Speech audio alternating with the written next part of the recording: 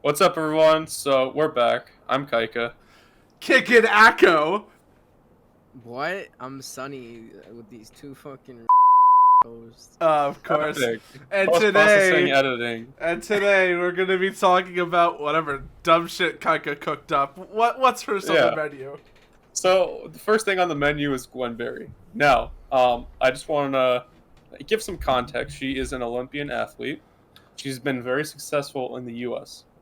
Now, the interesting part about her is when the national anthem was playing, she turned her back to it while her other teammates, or not teammates, the winners of the competition, Yeah, they were listening to the national anthem and being respectful. exactly. It's true patriots. Now, in a video, a couple months ago, the New York Times released the Olympian made some interesting remarks about the U.S. So last summer at the Pan American Games, I threw 74 meters and I won gold.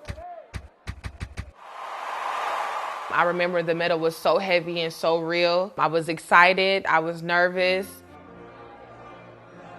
In that moment when the national anthem was playing, I knew that the national anthem did not speak for people like me in America.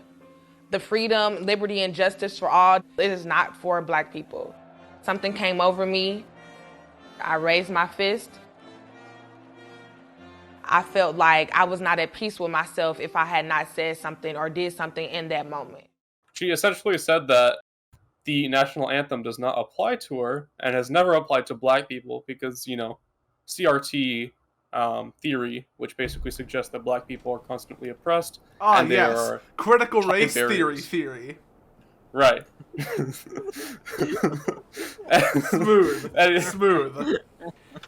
Thank you.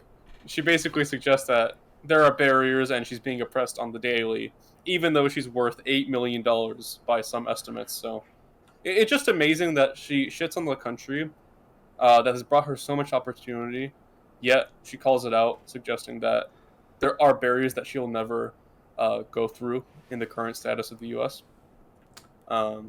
Forward slash MFW being oppressed on the daily. Right. All I gotta say is like she is mad because she didn't get first. Loser. Imagine getting third. Yeah, Cry harder. Cry harder. Exactly. She bro. throws a hammer for a living and cries about the U.S. Like, come on. Bro. It's the funniest part because you can tell this is just a massive cope. Like, she got third place, alright, and she had to make it about herself and not her position because her position was lacking.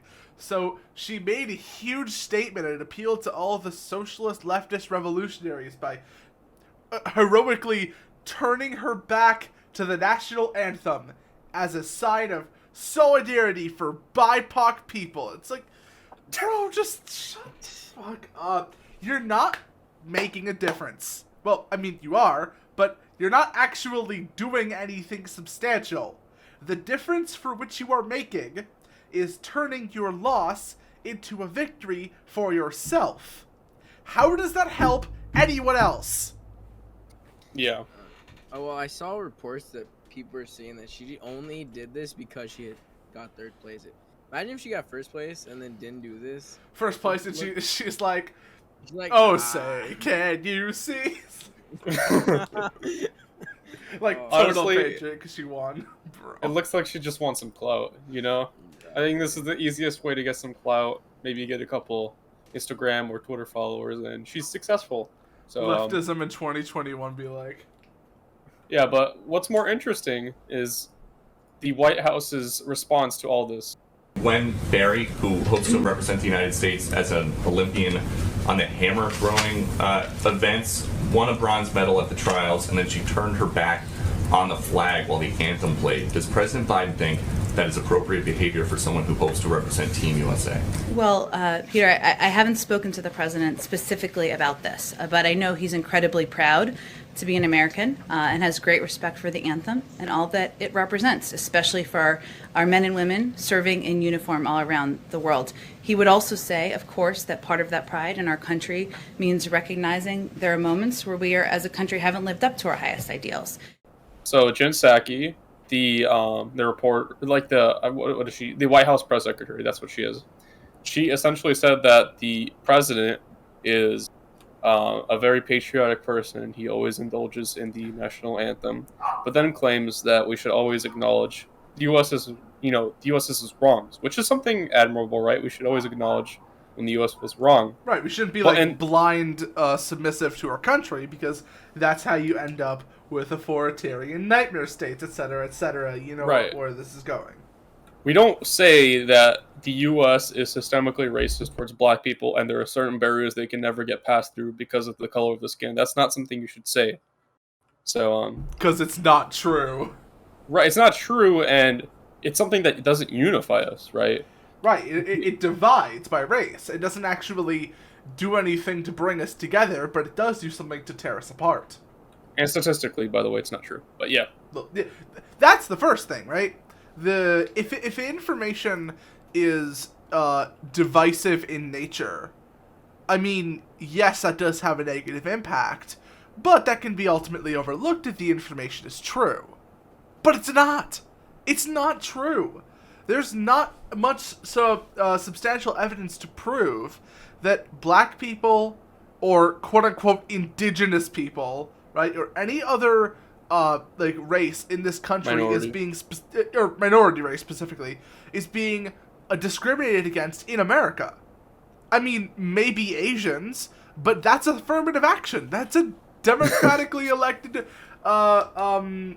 institution. That's Yeah, it's like old times. right? Democrats enact racist policies that, racially impact people. Oh, look, now we're coming full circle. Oh, by the Yeah. way, I just want to put a little bit of an interjection. This doesn't have much to do with Gwen Berry, but there is one thing that I do want to say. The Democrats, one of their main things, one of their main policies that we talked about on the last episode, and that we continuously go back to, is their almost dying need, ironically enough, for gun control. They will stop at nothing until there are these quote-unquote common sense gun restrictions.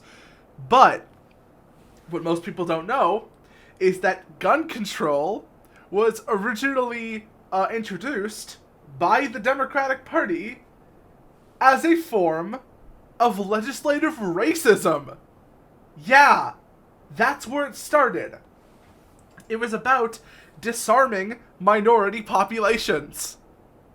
That's how gun control started. And then, of course, when the Democrats made up the whole story about the magical switch, where all the racists went to the Republican side and all the good people went to the Democrat side, which, of course, didn't happen. And when the Democrats had to sort of try to rebrand and try to save their image of being the party of the KKK, they still pushed for a lot of those same policies that they did back when they were open about being racist. And Just one with of those, a different veil. yeah, of course with a different veil. It's a completely different overhaul because they had to. Racism can't really survive nowadays unless it's hidden under the veil of something else. And that's what the Democrats are doing. Also, just want to mention, guns save about 500,000 to 3 million people per year. That's by the CDC, okay? So, That is by the CDC. an institution that is not currently kind to Republicans. And there's about, on a really, really bad year, which has never happened, at most there will be 100,000 gun deaths. So Right. just imagine So the the amount high of- end of gun crimes, right? Right. Presumably like homicides or whatever, right? The high end of gun crimes is still 5 times less than the low end of gun deaths avoided, deaths avoided by guns, gun saves.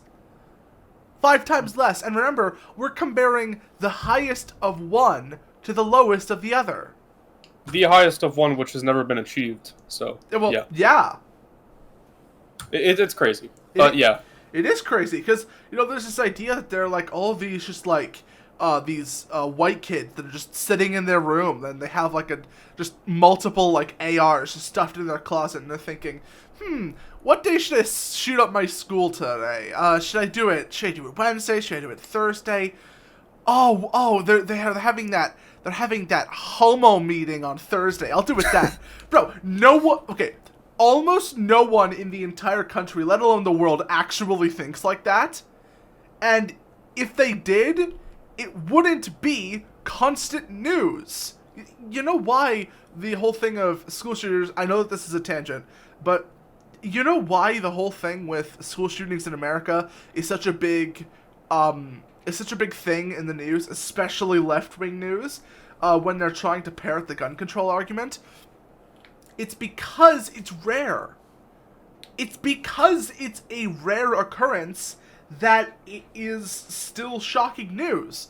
You know, like for example, plane crashes are incredibly rare, and just like the school shootings, they're hit news. Now, granted, the plane crashings are usually accidental, so it's a different situation entirely, but still, their rarity makes them special, makes them worth talking about. If school shootings were as rampant as Democrats said, you wouldn't be hearing about them this much and this hard. Ironically enough. But anyways, I'm done with my tangent. We can continue. Right. So we mentioned this before, not too long ago, but we're going to talk about Jen Psaki. Okay, so Jen Psaki, obviously, White House press secretary. So essentially, and this is just hilarious in my opinion, this just shows how disconnected the White House, the current makeup, is from society. She said that 500,000 electric vehicle charging stations are needed for, quote, rural and disadvantaged communities. People across the country and people who care deeply about addressing our climate crisis know the components of what's in this package, which the president considers a down payment, not the end, a down payment. So 500,000 electric vehicle charging stations nationwide. That's what this would help support, with a focus on our highways and rural and disadvantaged communities. That doesn't make sense. How can they afford electric cars? Right. It just shows the disconnect from the Democrats from actual reality, because number one, the private sector should be handling this, but number two, people in those communities statistically cannot afford Teslas or vehicles over $30,000. I mean, so how fucking Prius, bro? But have you ever seen like fucking redneck guy in a fucking Prius? Just imagine that. No, I know we're stereotyping, but it doesn't happen. Let alone a Tesla. Exactly. Right. And the Tesla just dominates the electric vehicle market, right? So no one's going to buy a Tesla in a disadvantaged community. No one who's making under like $30,000 is buying a Tesla. Right. So just an amazing take, and it just shows how disconnected the White House is from society. Right. And of course, another thing about all of these electric cars is, the Democrats have been pushing, greener solutions to fight climate change, and I would argue quite radical solutions, or, well, quote-unquote solutions. And one of them in the early days of quote-unquote fighting climate change was the push towards electric alternative vehicles, or purely electric vehicles, so electric and hybrid, right? By the way, before you mention this, we have nothing against EVs, right? We are, I think we all are okay with them, right? Yeah, my parents have an EV. Right. It's our only car. So we're all okay with it, just putting that out there. Right. Exactly. No. I love turtles. Yeah, mostly. But anyways, okay, so the thing is, right? What they don't understand is fundamentally, yes, traditional cars do burn gasoline, and they do produce smoke, and they do produce greenhouse gases. But it would be the same thing with an electric vehicle, because they are getting power from the power grid. Where does that power come from? Well, plenty of it is in eco-friendly alternatives. This is true. Some of it, not enough, is in nuclear. Fair enough.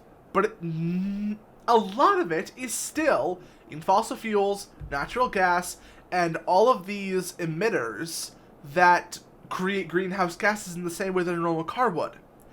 But it's not just an equivalency, because creating the electric car is harder. One reason. Well, multiple reasons, but this is the big one. Batteries. How do you make batteries? Lithium ion. You have to dig the lithium out of the earth in these huge quantities and then refine it and then manufacture it into cars just to get the battery so that you can call it a hybrid or a fully electric vehicle. If you have a traditional car, no lithium. It's almost as if the electric car was, for the most part, a rushed solution to a problem that we didn't and mostly still don't fully understand.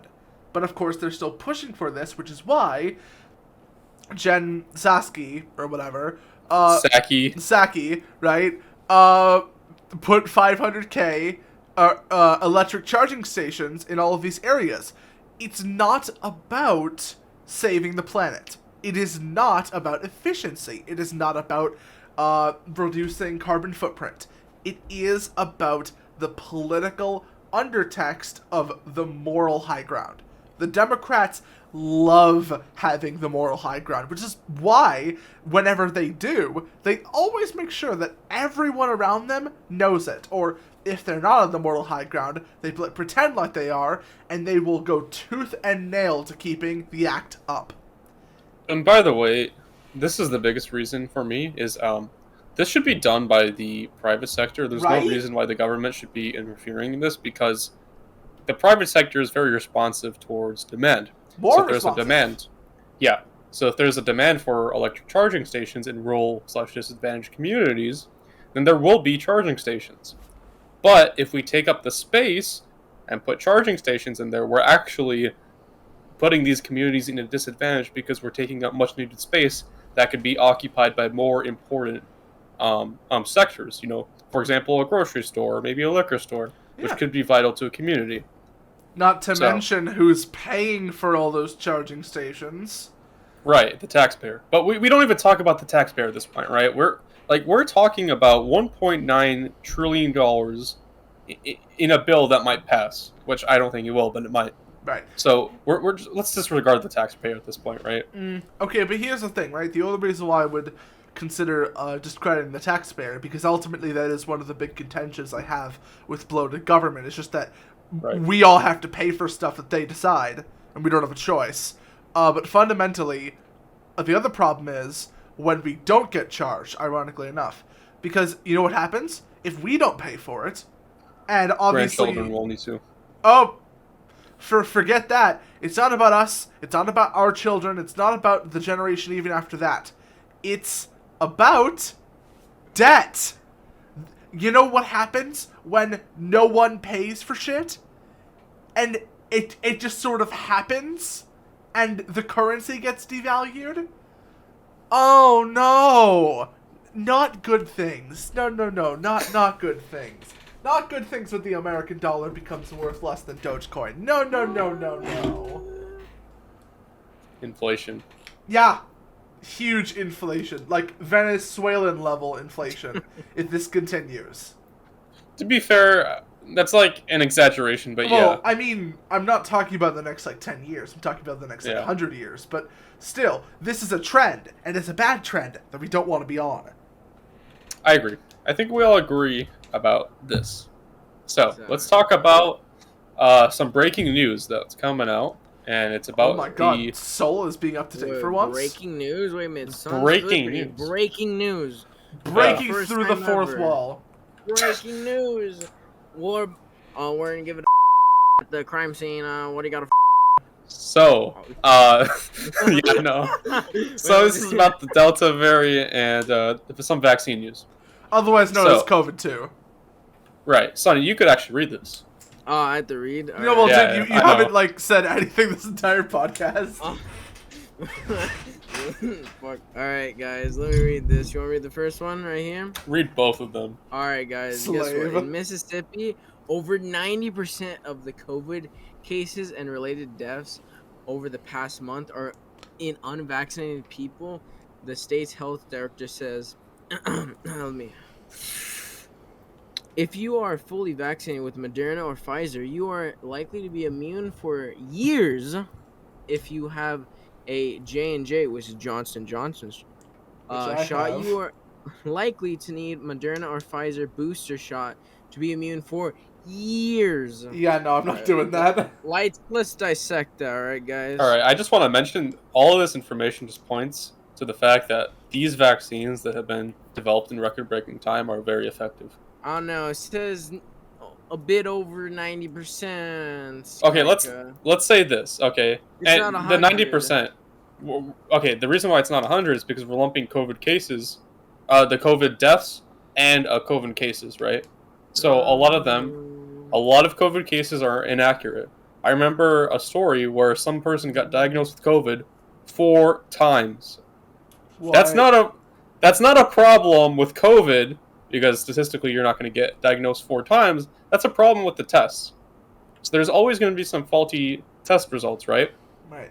But above that, the Pfizer CEO, the CEO of Pfizer, the guy who gets all of his information early from the public, said this a couple months ago that we're likely to need a booster shot in 12 months after you receive your first booster. And now new studies show that you're likely not going to need that for a couple of years. So, yes, the vaccines are very safe and effective. Yeah, I believe that. Now, of course, it is important to recognize that they have still been developed in record time, and as such, they are still inherently experimental. At least to some degree. And of course, that's the thing, because, the big sort of icons of vaccinations like tetanus and like polio, those have been in tests and in clinical trials and in development for decades. This one's been in development for less than a year. And by the way, no, a year and a half, but still, like, if I was a pregnant woman, I'd be scared to get the vaccine. So I understand concerns. Yeah, it's not just anti-vaxxer moms who are like fucking insane and would rather their kid die of a serious disease than get them vaccinated, although I'm sure that is plenty of the movement. It's also genuinely concerned people. It's also people who want to maintain their liberties and don't want to be forced to get the vaccine from the government and other things. It's people have their reasons, but fundamentally there is a pretty solid argument for getting the vaccine. It's had some level of testing. It's been proven to be very effective, and with this new strain, it could be the thing that stops us from having to go into another pandemic. Yeah, and I just want to hammer this home, but for for women that are pregnant, it's understandable. For people I'm sorry, what pregnant women are going to be watching us talk about politics? I know. You never know. You never know. I also... audience very broad. To 5-year-olds to 6-year-olds. Okay. 6-year-olds should not be getting pregnant. I don't even know if they can. Actually, yes, they can, because there's this one case, I think it was in some Southern American country, where a 6-year-old got pregnant. Don't make the rule. I mean, but they could. Anyways, think about it. We're getting sidetracked. Yeah. We understand the concerns. I'm not saying that you should get the vaccine. Get it at your own will. I'm just saying if you get the vaccine, you probably aren't going to be diagnosed with a serious COVID case. So, yeah. Anyways, let's move on to Ilhan Omar. So, this happened today of the time of the recording, June 29th. Ilhan Omar, still Pride Month. Basically, wait, I don't think she talks anything about Pride, but yeah. Well, no, I'm just saying, it's still Gay Month. It's still Gay Month. I know, but let's. Yeah. I don't think she talks about Pride Month or any homosexual things. Okay. Yeah. So basically, she said, and she was referring to Jewish Congress people, and not only on the Republican side, but on the Democratic side. She thinks that it's very important for these members to realize that they haven't been partners in injustice, which basically what she's saying is they're not on the right side, right? They're siding with the oppressors, and they're refusing to support justice here and abroad. So what that basically translates into is, and she said this, I'm going to quote her. She said, give me one sec, let me find it. I know we're very prepared. I should have wrote this down. What's that one song? Jeopardy song. Yeah. Yeah, just play the Japanese. Oh, she said this. I'm not going to quote her, but she said something like this where they haven't experienced the same amount of injustice as her, which, by the way, Jews experience the most hate crimes out of any group in the United States by percentage. Not the even least as a of whole. which being the fucking Holocaust. Right. Oh, I And- just forgot about that, I guess. And she said something, and I'm going to quote her. What the fuck did she say? God. She said something about equal. Oh, well. Okay. Just basically know she's being very anti-Semitic in this clip. I'll put it up. You guys decide for yourself. I think it's really important for these members to realize that they haven't been partners in justice. They haven't been, equally engaging in seeking justice around the world. And I think, I will continue to do that. It is important for me as someone who knows what it feels like to experience injustice in ways that many of my colleagues don't, to be a voice in finding accountability, asking for mechanisms for justice for those who are maligned, oppressed, and who have had injustice done to them. Yeah. But I actually do have something to say about that. I know I'm constantly the guy who's going on tangents about all the topics, but I really want to say something about the left's anti-Semitism. It is inherent. Not every leftist is anti-Semitic. I completely understand that. And I'm sure plenty of leftists are not even going to consider on a first-name basis the things that I'm about to say, if there are any leftists watching this. But fundamentally, if you subscribe to any socialist or communist views, and that is somehow, in many ways, baked into identity politics, right? If you subscribe to a Marxist adjacent or Marxist-linked theory, right? Or hell, even just a straight Marxist theory, you are inherently complying with anti-Semitism. And I know that sounds like something a leftist would say, but hear me out, alright? Marx specifically made I believe, a book titled On the Jewish Question. And it was basically Mein Kampf, but for communists. This is not a joke. This is real. And in that, Marx said that, essentially, Jews are enemy of the proletariat because they are complacent in capitalist systems. Basically saying that Jews are greedy and that they will interrupt the righteous workers' revolt and a bunch of other, anti-Semitic shit like that. And that is written by Marx. That happened.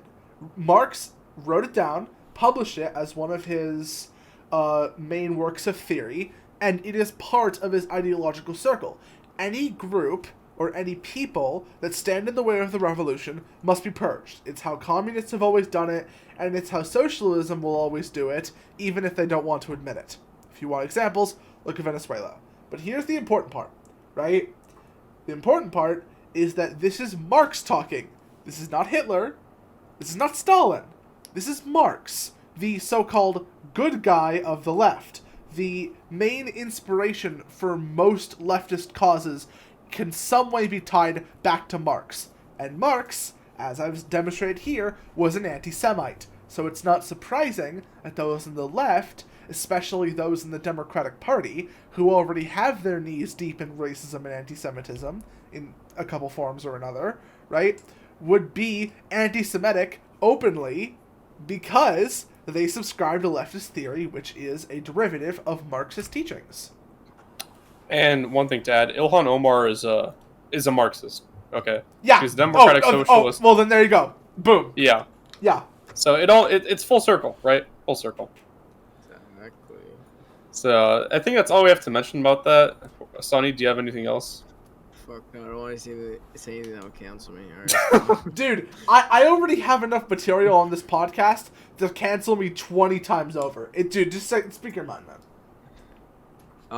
No, I have nothing to say. Let's just go next topic. Okay. All right, this next one is actually really big, if it's true.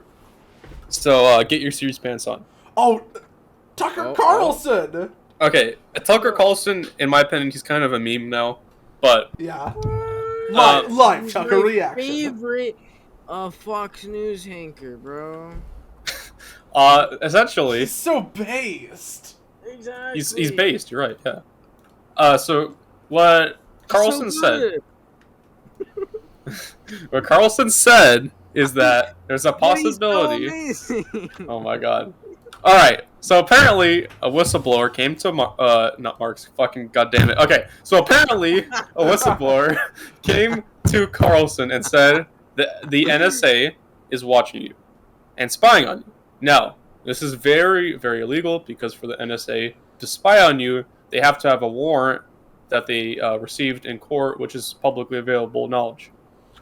Now, there is no court warrants publicly available to the public, which basically suggests if they are watching him, it is very illegal.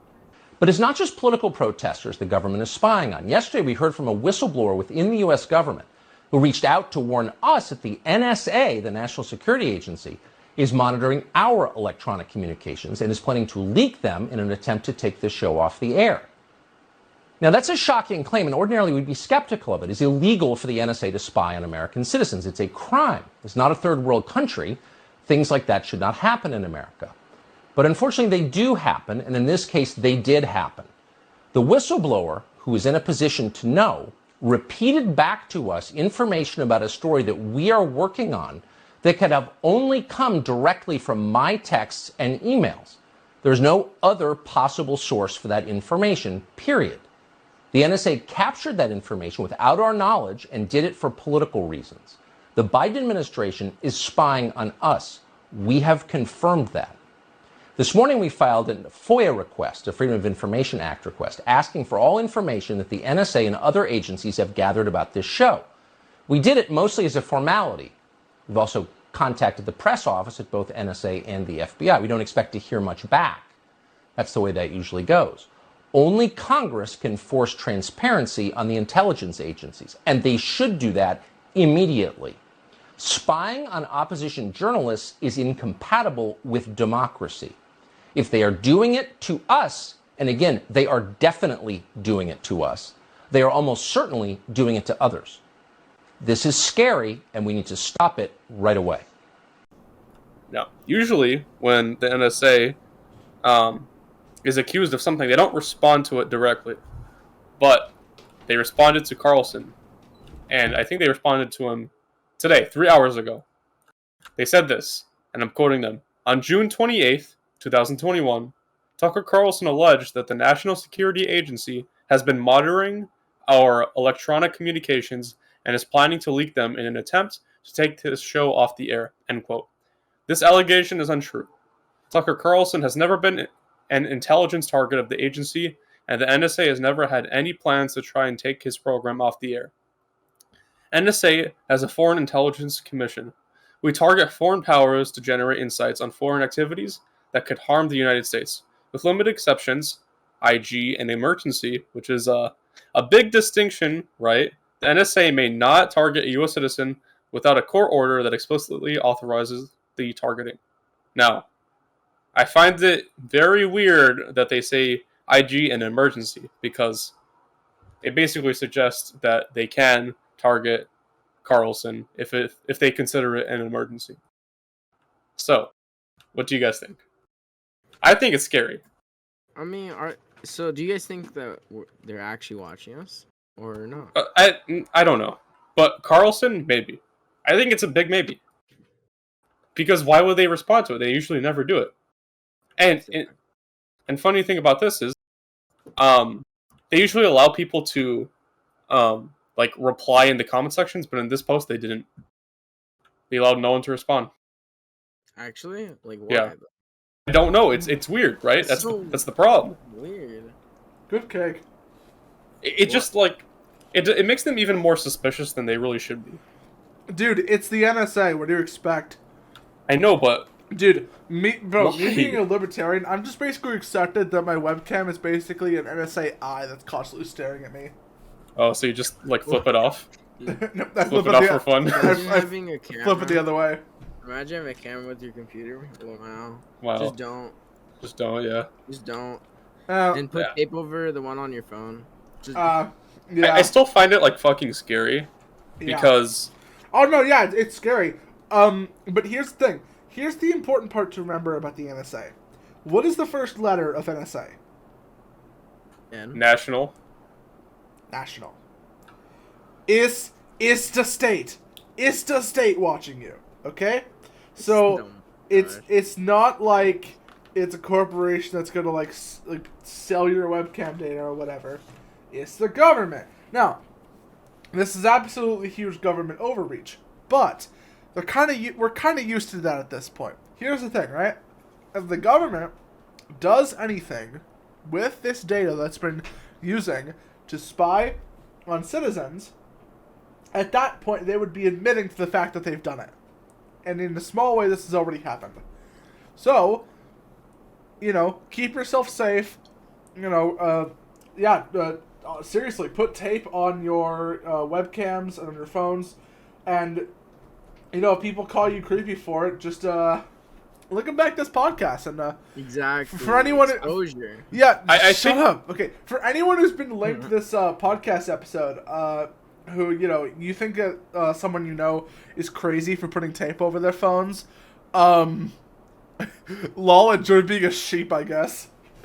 I think the big kicker is when they say, with limited exceptions, they do not need a court order that authorizes the targeting. That is huge for me. That is like so. That's bad.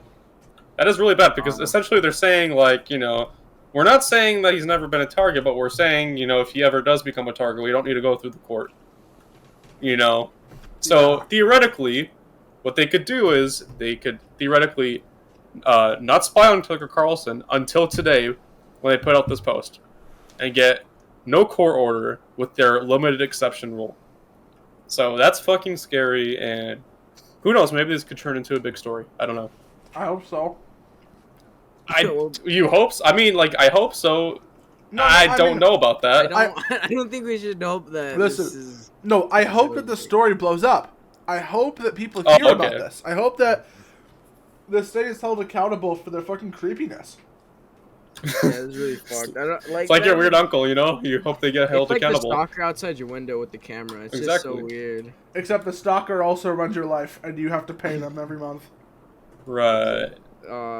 I do hope that... Okay, in a sense, I don't want Carlson to be spied on, but if he does, I really want it to make major headlines. So this is a good step in the right direction. So you I'm want him to glad. get stalked from No. I said I don't want him to get stalked, but if he does, I want it to be exposed. So let's clarify. Yeah. No, I think this is very important for people to recognize. Like, I'm glad it's getting so much attention. Yeah, And the NSA is just promoting it even more, which is funny. So yeah. I don't know how we transition. If you're listening, thanks for watching. Please hit that subscribe button. Oh wait, no, the NSA is coming for us. Oh no. We only. Wait, we're getting cut off. Damn. Cut off. NSA cut him off. Yeah. Damn. I guess we're shutting the podcast here then. Everyone watching. Everyone watching. The Sons of Liberty are in trouble. The NSA has captured Kaika69 and is keeping him in Twitter jail. He can no longer post on his account about Destiny 2. What are we gonna do? Oh, I know. What you can do. You can subscribe to the channel, like the video, and ring the notification bell. Then he can be freed from Twitter jail. And you can give us your credit card information and those No! loan numbers in the back. Oh, and the social security number. Then we'll be free from Twitter jail. But you gotta act fast. In the name of funny spirits, let's talk about our next topic. Okay. Nice segue. So, nice segue, right? Yeah, perfect segue. So, Robert L. Johnson, the founder of BET and is America's first black billionaire, is pushing for a $14 trillion reparations proposal.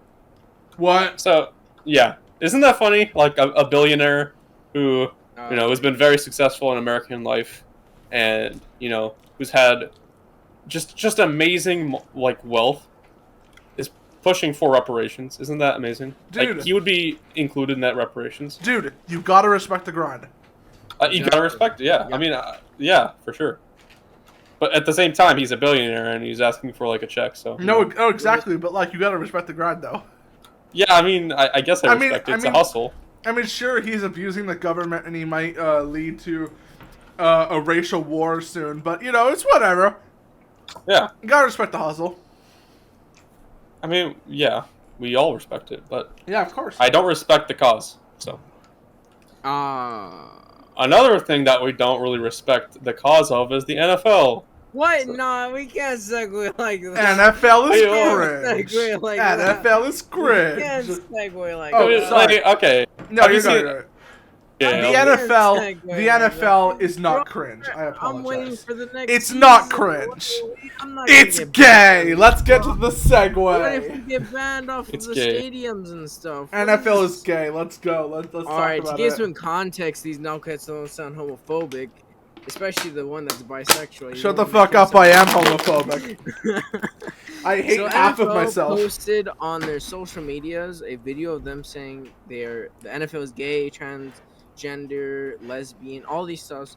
Well, guess what? Pride Month, and Which is I still find it happening kinda as of the stupid. recording. Pride Month is like ending in a day or two, so that's It's amazing. I ending think in they 2 posted it, days. like earlier this week, like on Monday, I believe. And so I find it so dumb because the media and like movies and sports are just getting too political. Like, just keep your nose out of that kind of stuff.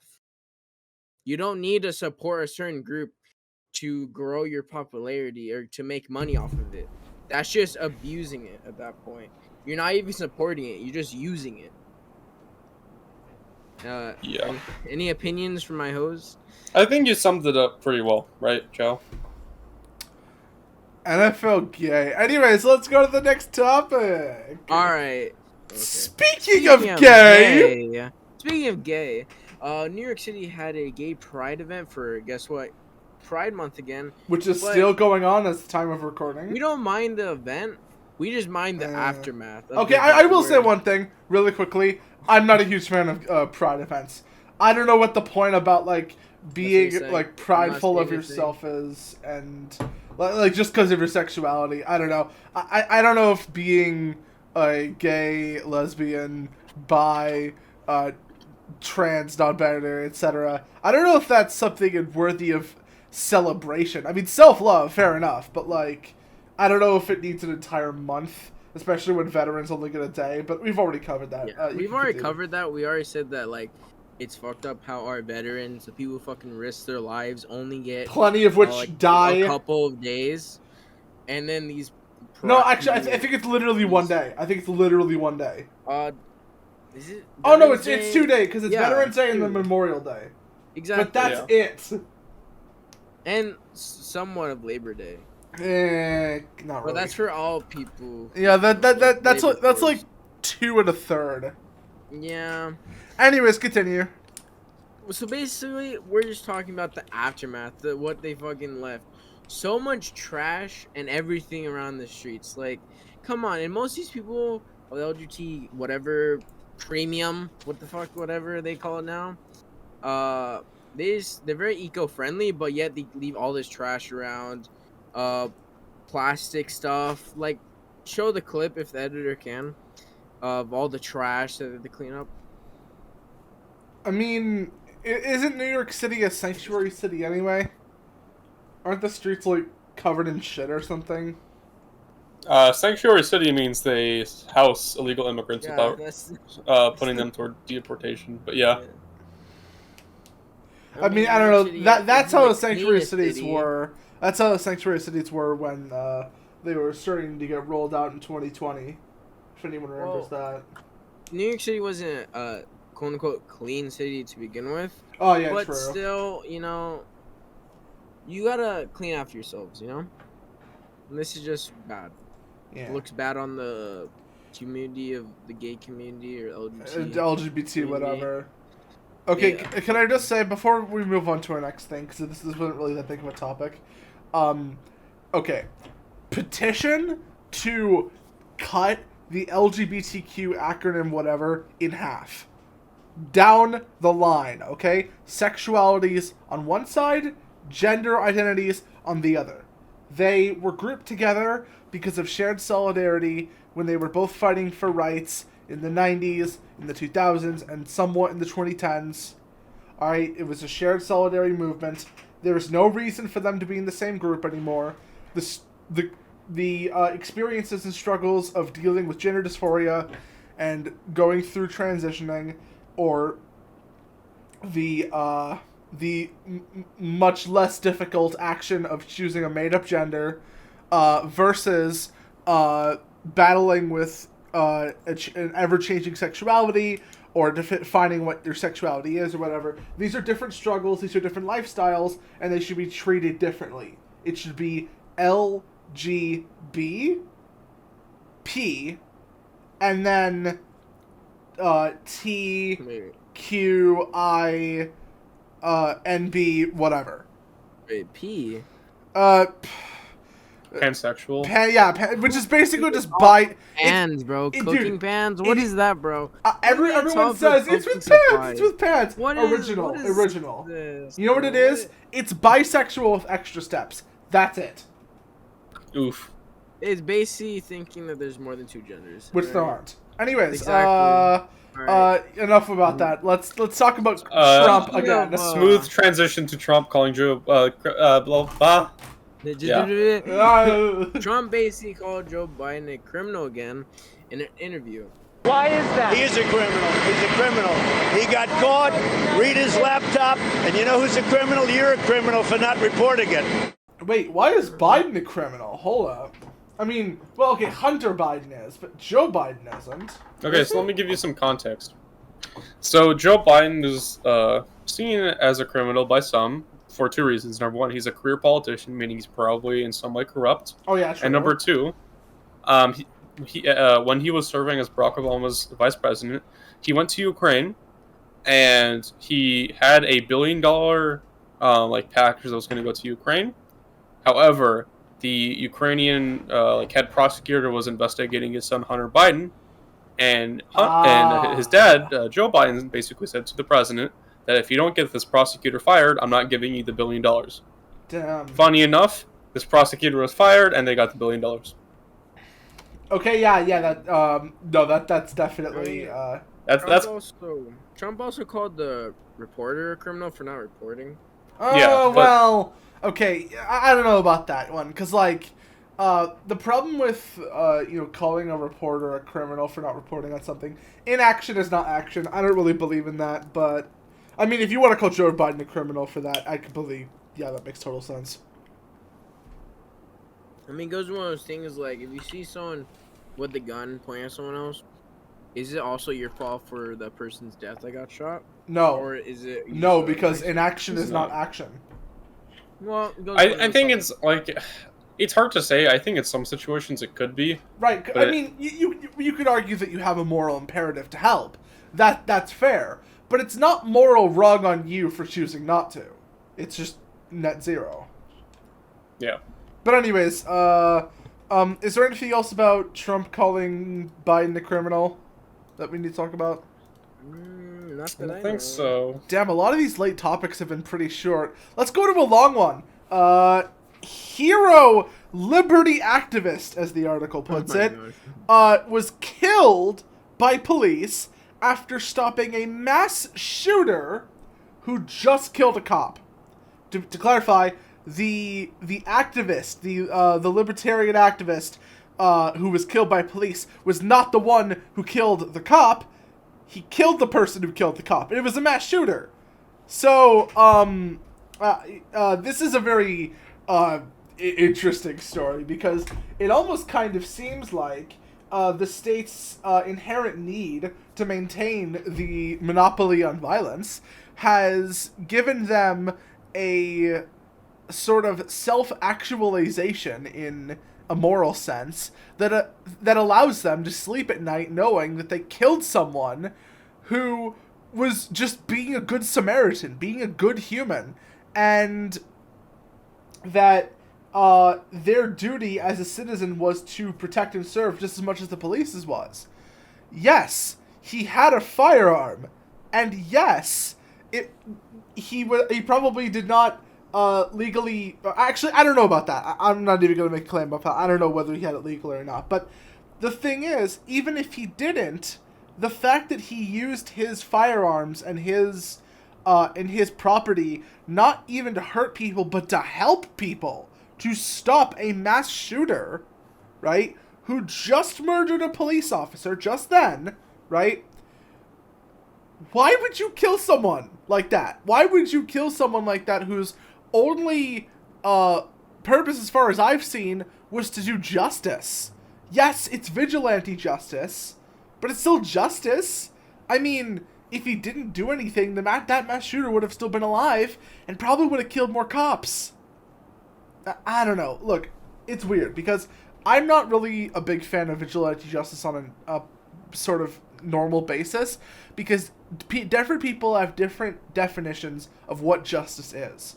But I don't know if there's anyone who can tell me straight in the face with a dead look in their eye that they had a definition of justice that involved the police being in the moral right with shooting that man. Now, we've included a link to the GoFundMe for his families of the activist in question. His name was John Hurley, I believe, and the link will be in the description. We're not going to ask you to donate to many things in this podcast because we understand that money is scarce, especially with the pandemic, and there just aren't that many causes nowadays that are really worth directly going out of your way to support. But I definitely think this is one of them. If you have any spare change, and you want to support the families of, I would argue, this national hero, go into the description and you'll see the GoFundMe there.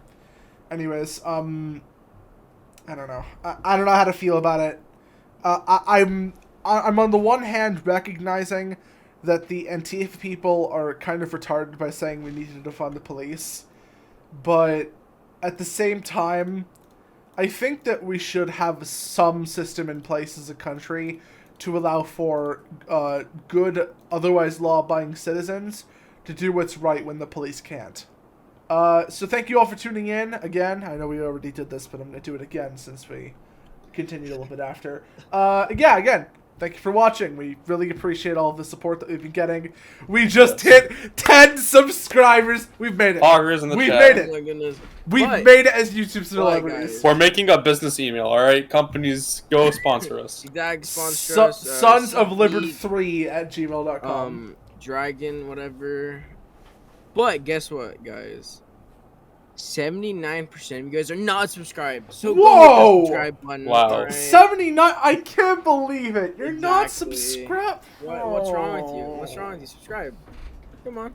I mean, thanks for 10, but what about 20? What about 30? What about 100? What about 10,000? What about 1 million? We What are about not 2 million? going to stop What ranting 50? about stupid bullshit until we get 1 million YouTube subscribers. You all got this. We believe in you. You worry about leaving a better planet for our kids. How about leaving better kids for our planet? Entire generation offended at everything, getting mad that a human thinks all lives matter. We don't need black or white or left or right. What we need is common sense. We need balance. We're all in the same boat. Why you trying to make holes? If they sink, we sink. This is madness.